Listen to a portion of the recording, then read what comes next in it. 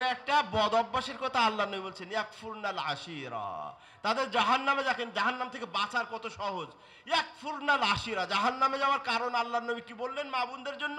বলে তাদের হাজবেন্ড, তাদের স্বামীরা আজীবন দিয়েই যাচ্ছে দিয়ে যাচ্ছে।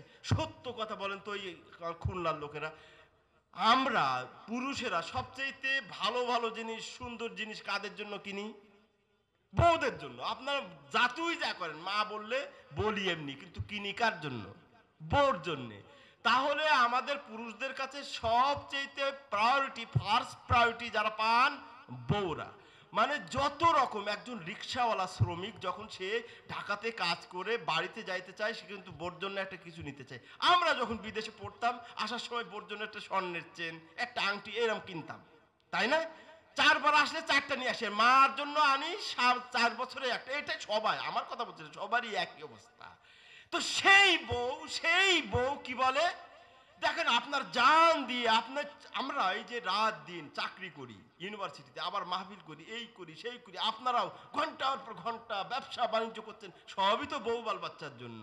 যদিও তারা কিয়ামতে অত কাজে আসবে না, কিন্তু এত দেওয়ার পরে, তাদের জন্য এত করার পরে, একদিন আপনি ঠিক মতো দিলেন না, একটা অনুষ্ঠানে শাড়ি দিতে পারলেন না, একটা অনুষ্ঠানে তার পছন্দ মতো একটা জিনিস দিতে পারলেন না, বলে তুমি আমার জিন্দেগিতে কিচ্ছুই দিলা না। এই কারণে তারা জাহান্নামে যাবে। কার কথা এটা? আমার না নবীর কথা? তাহলে এই কথা যদি পরিত্যাগ করা যায়, তাহলে কিন্তু মা বোনদের জাহান্নামে যাওয়া প্রতিরোধ হয়ে গেল, বেঁচে গেল। এই কথা বলবেন না, আরে তুমি আমার জন্য কি দিয়েছো, আরে আপনাকে খেয়াল রাখতে হবে মা বোন, আরে এত কষ্টের মধ্যে যে আপনাকে তো সবচেয়ে ভালোবাসে, আপনার জন্য সবকিছু করে, আপনার খেয়াল করতে হবে। আরে সারা জীবনই তো দিল, পজিটিভলি নিবেন, এটা অন্যভাবে নিবেন যে সারা জীবনই তো আমাকে দিল, এই একটা অনুষ্ঠানে দিল না, সমস্যাটাই কি হলো, এইভাবে নিবেন। তাহলে জান্নাতে যাওয়া আসান হয়ে যাবে, সহজ হয়ে যাবে। এই যে মা বোনদের কথা বললাম, এই একটা চিত্র বলে আমি শেষ করে দেবো, আর সময় নেব না। সেটা হলো, এই যে আমরা মা বোন স্ত্রী বাচ্চাদের জন্য এত কিছু করি, কিন্তু তারপরেও কিন্তু তারা কিয়ামতের দিন তেমন কাজে আসবে না। জানেন কি না? দলিল লাগবে, দলিল দিই। কোরআনে এটাই, এই চিত্র বলে শেষ করবো, আর বলবো না। আল্লাহ বলেছেন, আউযু বিল্লাহি মিনাশ শাইতানির রাজীম। ইয়াউমা ইয়াফিরুল মারউ মিন আখিহি ওয়া উম্মিহি ওয়া আবিহি ওয়া সাহিবাতিহি ওয়া বানিহি লিকুল্লি ইমরিইন মিনহুম ইয়াউমাইযিন শানুন ইউগনি। কার কথা শুনালাম? কার কথা শোনালাম? কি বলেছে? আমাদের সবার কথা আছে, স্ত্রী পুত্র মেয়ে ছেলে সবার কথা আছে বলে লাস্টে আমি এটাই আনলাম। দেখুন, আমরা এত কিছু এই হারাম খাচ্ছি কার জন্য? ছেলের জন্য, বউর জন্য। বউর বড় ফ্রিজ লাগবে, টাকা নেই, হারাম খায়। ছেলের এই লাগবে, বাইক লাগবে, অমুক লাগবে, আইফোন লাগবে, টাকা নেই বলে হারাম খায়। বেতন পাই ৬,০০০, কোথা থেকে দেবো? সুদ খায়, ঘুষ খায়, হারাম খায়, অবৈধ ইনকাম করে দিচ্ছি, তাই না? কিয়ামতের দিন কি অবস্থা হবে জানেন? এই ছেলে মেয়েদের জন্য আপনি হারাম খাচ্ছেন, তাদের জন্য নামাজ ছাড়লেন, তাদের জন্য শরীয়তটা মানতে পারলেন না, তাদের জন্য পর্দা করতে পারছেন না, তাদের জন্য দাড়ি রাখতে পারছেন না, তাদের জন্য কিয়ামতের দিন কি অবস্থা হবে? আল্লাহ বলছেন, ইয়াউমা ইয়াফিরুল মারউ মিন আখিহি। কিয়ামতের দিন ভাই ভাই থেকে ভেগে যাবে। দুনিয়ায় ভাইকে যদি কেউ মারে, আমরা একেবারে ছুটে গিয়ে একেবারে ঝাঁপায় পড়ি, তুই ভাইয়ের গায়ে হাত দিচ্ছিস। কিয়ামতের দিন এই চিন থাকবে না, এই সিনারি দেখা যাবে না, ভাইয়ের সাথে ভাই পরিচয় দিবে না। ওয়া উম্মিহি ওয়া আবিহি, সবচেয়ে প্রিয় মা বাবা। যতই স্ত্রীর জন্য পুত্রের জন্য করি, আপন কে? মা বাবা। না খেয়ে খাওয়ায় কে? মা বাবা। না পড়ে পড়ায়, না ঘুমিয়ে ঘুম পড়ায়, সে হলো মা বাবা। সেই মা বাবাও কিয়ামতের দিন কোনো কাজে আসবে না।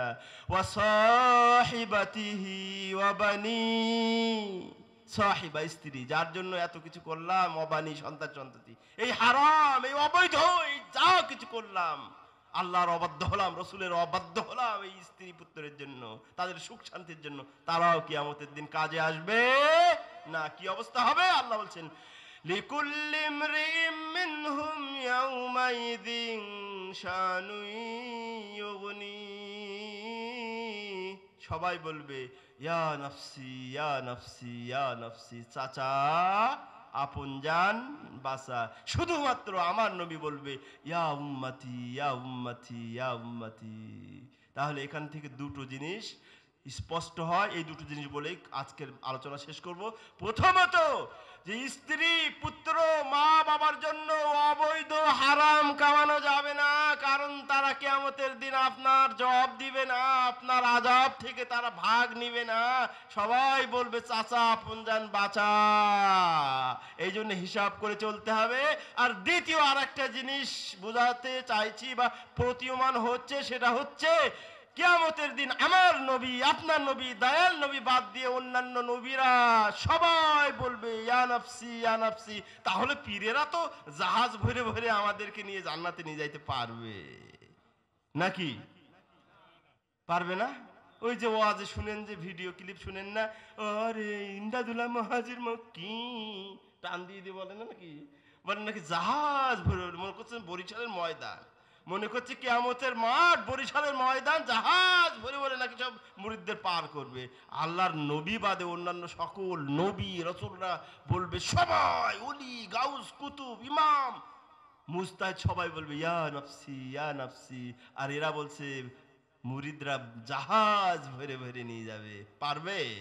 তাহলে ধরার দরকার আছে না ইয়া নফসি ইয়া নফসি করার দরকার আছে? আল্লাহ সুবহানাহু ওয়া তাআলা যতটুকু বললাম, যতটুকু শুনলাম, আমাদেরকে সেইটুকু আমল করার তৌফিক দান করুন। সকলে বলুন আমিন। এখন আপনাদেরকে ধন্যবাদ না জানিয়ে আপনাদের জন্য দোয়া না করলে তো একটা অপরাধ হয়ে যাবে।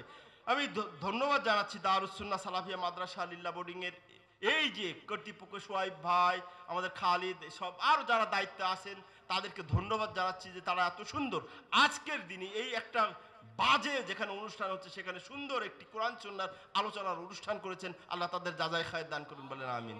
তাদের এই মসজিদ এবং মাদ্রাসায় কবুল ও মঞ্জুর করেন, বলেন আমিন।